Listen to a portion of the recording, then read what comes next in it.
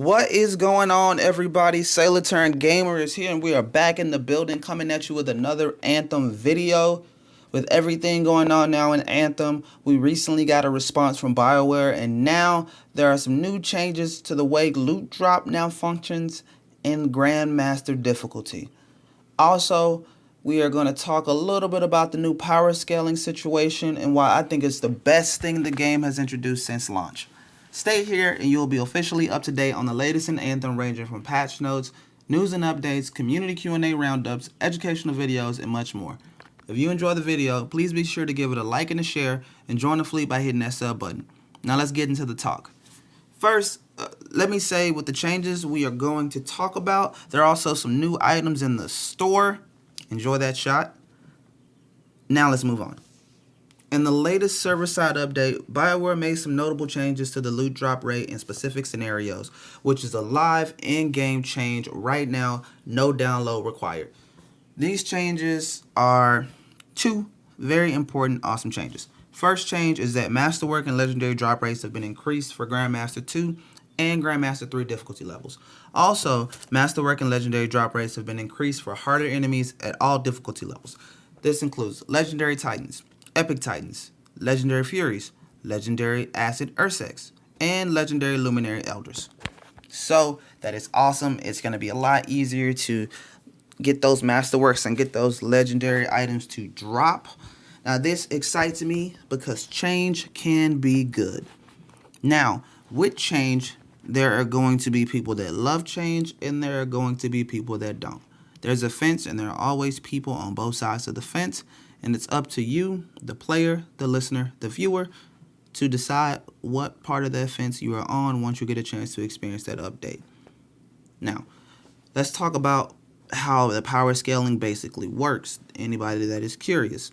So with the power scaling, they adjusted the damage scaling of secondary damage sources. These now scale with average item power. This will allow these damage sources to better scale in the Grandmaster difficulties. This will increase the scaling of melee damage, combo damage, ultimate damage, status effects, and item procs. And when I say item procs, I'm talking about things like Yevenia's Thunder. Also, item power scaling has been changed to better reflect the actual power of the item based on its rarity. This is applied to all items retroactively.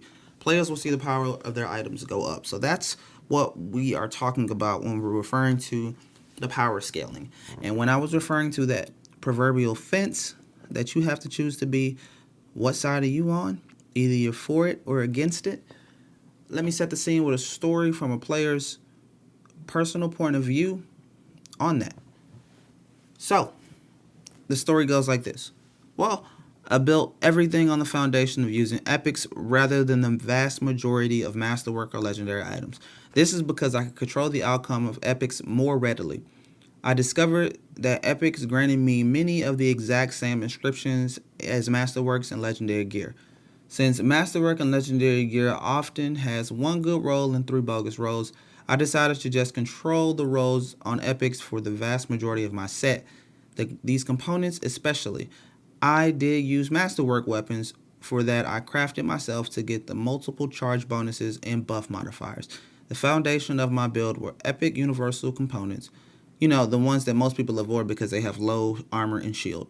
Well, there's a reason why I have low armor and shield. It's so they can double or possibly triple your armor and shield factors if you properly roll them, which will perform really, really well against possibly 2 Masterworks or legendary components. Just depends. Universal components are vastly more flexible than the class-specific ones. I stopped rolling class-specific components when I realized that they were locked to a certain pool of inscriptions, leaving them mostly useless to design flexible builds, as they have a preset, hard-coded limit on what inscriptions they can roll. Universal components do not have this limitation, so you can roll literally anything. It took me over 300 rolls per component, but I was finally able to get the god rolls that I needed and wanted for my 450 Ranger build, to have an armor and shield factor of 13,000 and 250% blast damage with a variety of percentage multipliers to my armor and shield and ultimate. Sadly, I could only run with plus 50 luck, but I was determined to keep playing to further optimize and get better Masterwork / legendary gear drops to better amplify my build's performance. This is why I was laying down 50,000 damage per missile as a 450 ranger. I was vastly more powerful than most people with legendary gear. Well, then came to the patch, and swoop, my entire build was rendered utterly useless, and my epic gear rating of 450 did not scale properly with my ultimate anymore. So, the moral of the story is the patch basically made everything below Masterwork trash, and it makes up 90% of the drops worthless. So now I have zero reason to keep anything purple. Epic loot is especially worthless as no matter what the inscription offers, its power score is 38.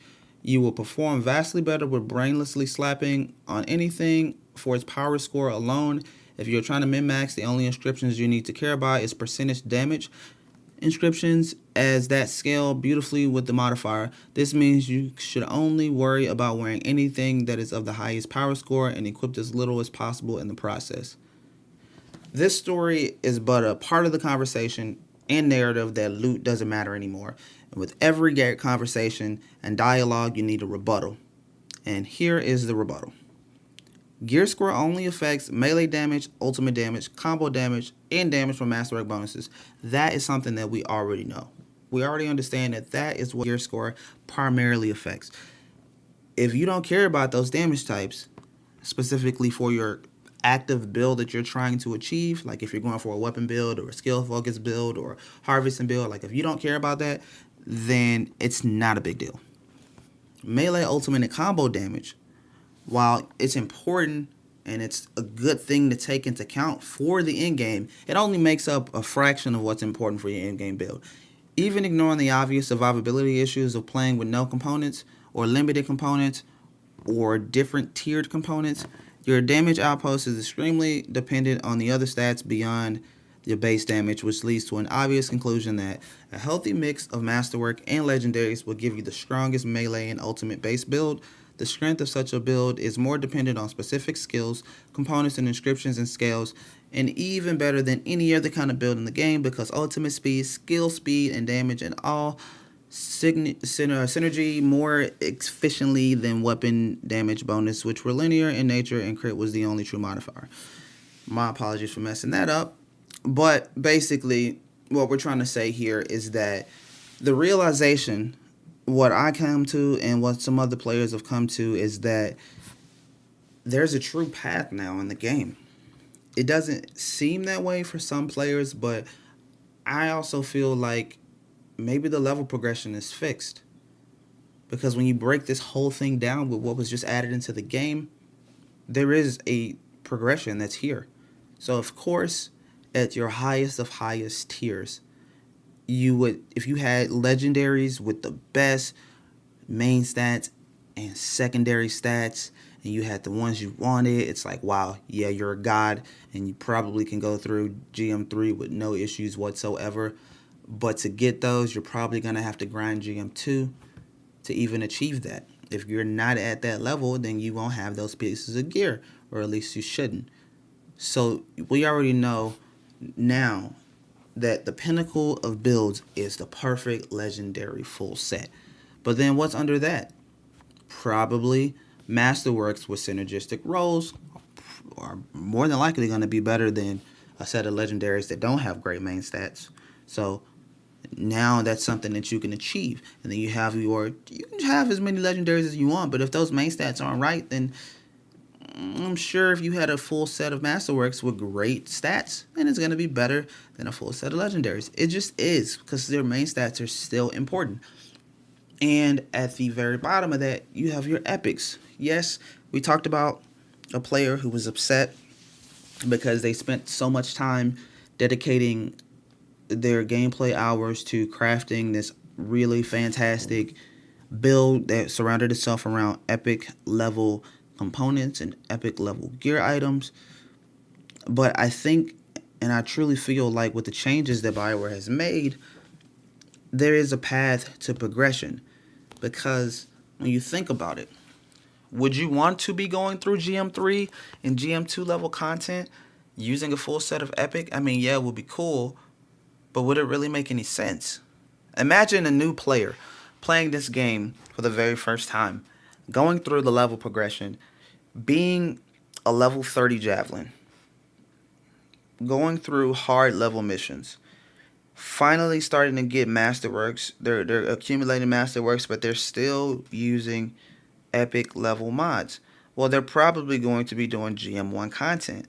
Now, with the changes that were made in effect to give you the chance of getting more Masterworks and Legendaries at GM2 and GM3, so they're gonna work their way to GM1 and hopefully have some Masterworks, maybe probably have a better epic level set, and they're gonna be able to take that build with some Masterworks and some epic levels into GM2, and they're gonna be able to get more Masterworks. They may not be synergistic, but they're going to continually grind in GM1 and GM2 and start to get synergistic rolls. And then they're going to take that build and then they're going to take that into GM3. And hopefully throughout the time of doing that and being in GM2 and GM3, they would have accumulated more legendaries and more legendaries. And hopefully start to put together a Masterwork / legendary-ish build that does amazing damage. It's going to allow them to progress through, again, another tier.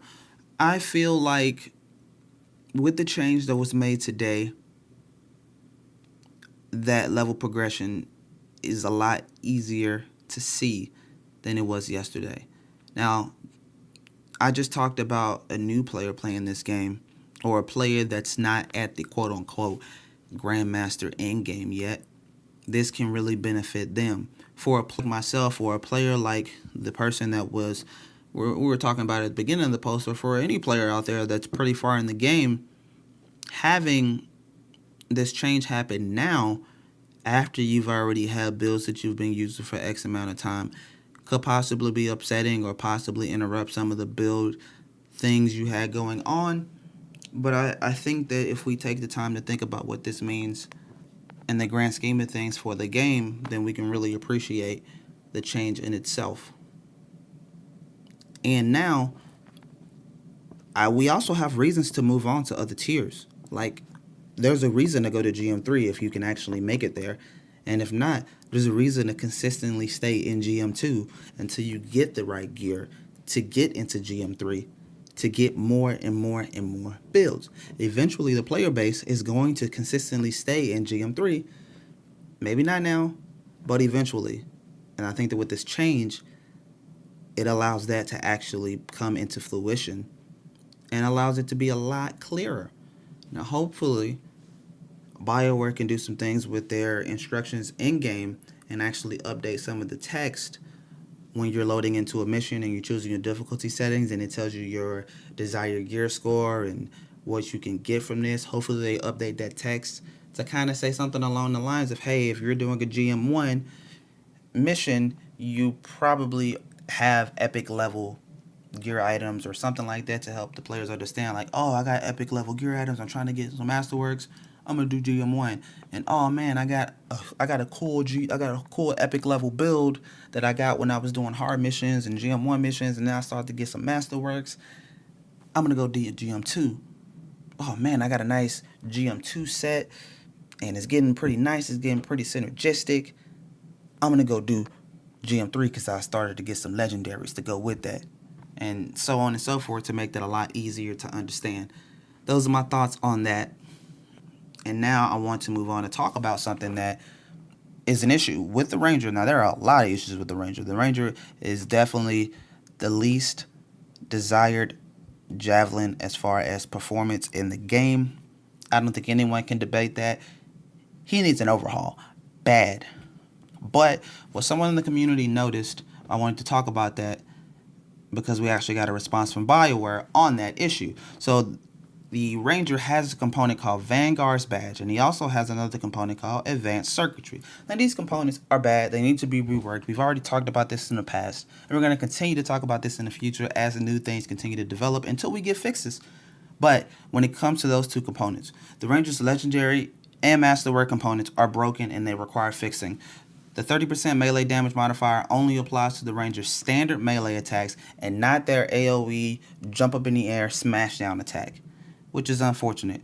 Their smash attack, the jumping smash attack, it does a natural 50% more damage than the regular single target standard melee attack. And since the Ranger has a huge cooldown on delay, most of the Rangers, especially myself, we're consistently jumping up and we're going for that smash. More damage, more AoE. We can't even use it that often. And since those are broken, we're not getting the 30% melee damage modifier. It's unfortunate. It needs to be fixed. But, like I said, Bioware actually responded. And so we actually got a response from the community manager on this. He said he's checked with the team and that will be fixed in the next game update in 1.0.4, which we will cover here in Sailor Turn Gamer. Anyone that's made it this far in the video, I just want to say thank you. Stay here for all things Anthem, and I'm going to continue to do my best to cover everything about this game. If you guys enjoyed the video, please be sure to give it a like and a share, and join the fleet by hitting that sub button. We got more on the way. Until then, this sailor be out in the open ocean. Peace.